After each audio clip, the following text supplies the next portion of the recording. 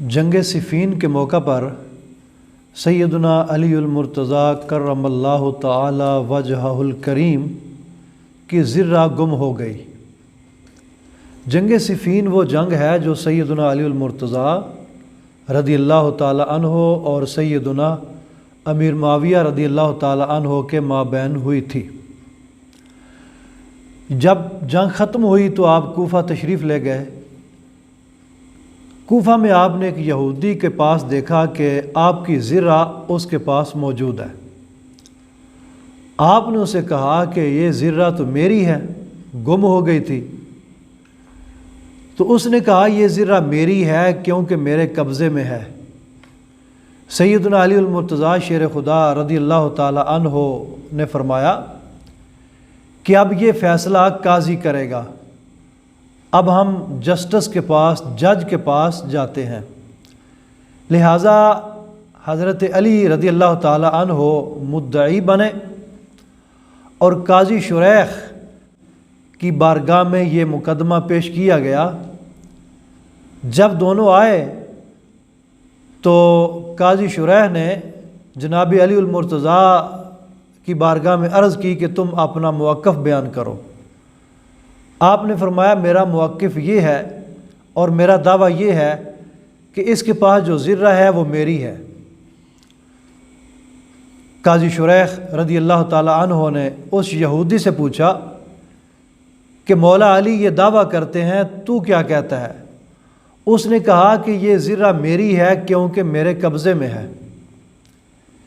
اس پر قاضی شریح نے علی المرتضیٰ کرم اللہ تعالی وجہہ الکریم کی بارگاہ میں عرض کی کہ تم اپنے دعوے پر دلیل پیش کرو، تمہارے پاس دلیل کون سی ہے کہ یہ ذرہ تمہاری ہے؟ حضرت علی المرتضیٰ شیر خدا رضی اللہ تعالی عنہ فرماتے ہیں کہ میرے پاس دو گواہ ہیں، ایک ہے قمبر، دوسرا ہے میرا بیٹا حسن رضی اللہ تعالی عنہ۔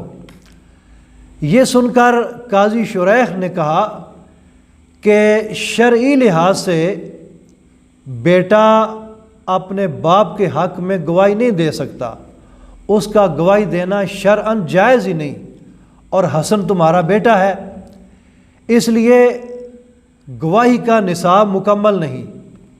اسی بنا پر قاضی شریح نے فیصلہ مولا علی کے خلاف دے دیا اور اس یہودی کے حق میں دے دیا۔ گو ویسے قاضی صاحب کو 100% یقین تھا کہ مولا علی رضی اللہ تعالیٰ عنہ کی بات درست ہے، لیکن چونکہ اب بات مقدمے کی تھی، عدالت کی تھی، باقاعدہ کیس تھا، عدالت میں تھا، تو اب تمام انصاف کے تمام تقاضے پورے کرنے تھے، کوئی تقاضا چھوڑنا نہیں تھا، لہٰذا اس کے حق میں فیصلہ ہو گیا۔ جب اس یہودی نے دیکھا کہ اس قاضی کی بارگاہ میں لانے والے حضرت علی ہیں اور میں غیر مسلم ہوں، لانے والے یہ ہیں، اور یہ جانتا بھی ہے قاضی کہ یہ مولا علی ہیں، یہ نبی کے ویر ہیں، یہ حسنین کے والد گرامی ہیں، یہ زہرا کے سرتاج ہیں، اس کے باوجود فیصلہ ان کے خلاف دے دیا ہے، تو وہ بڑا متاثر ہوا۔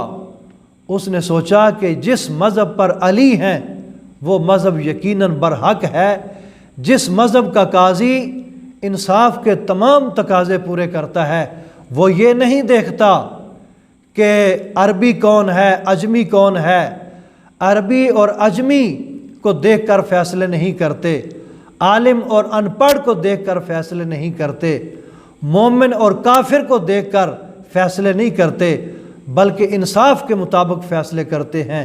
اعدلوا هو اقرب للتقوی، تو اس نے توبہ کی، اس نے ایمان قبول کیا اور عرض کرتا ہے کہ اے نبی کے ویر علی، یہ ذرہ واقعی آپ کی ہے، میں آپ کے قاضی کے فیصلے سے متاثر ہو کر اسلام قبول کرتا ہوں اور یہ ذرہ آپ کی واپس کرتا ہوں۔ مولا علی رضی اللہ تعالیٰ عنہ بہت خوش ہوئے، کس بات پر؟ ذرہ کے ملنے پر نہیں، اس کے اسلام قبول کرنے پر حضرت علی کی خوشی کی کوئی حد نہ رہی۔ تو حضرت علی المرتضیٰ نے فرمایا کہ تو اسلام قبول کر گیا ہے، تو نے زرہ مجھے واپس کر دی ہے، اب یہی زرہ میں بطور تحفہ تجھے دیتا ہوں۔ اور صرف زرہ نہیں دی بلکہ اس سخاوت کے بادشاہ نے ایک گھوڑا بھی عنایت کیا۔ اس طرح ہمارے قاضی تھے، اس طرح مسلمانوں کی تاریخ روشن ہے۔ انصاف کے لحاظ سے وہ لوگ اونچ اور نیچ کو نہیں دیکھتے تھے، اپنے اور پرائے کو نہیں دیکھتے تھے۔ جس کے پاس عدالت کی گواہی اور عدالت کے تقاضے پورے ہوتے تھے اس کے حق میں فیصلہ دیا کرتے تھے۔ اللہ کرے وہ دور لوٹ کر آئے، ہم بھی اسی طرح انصاف کے مطابق فیصلے کریں۔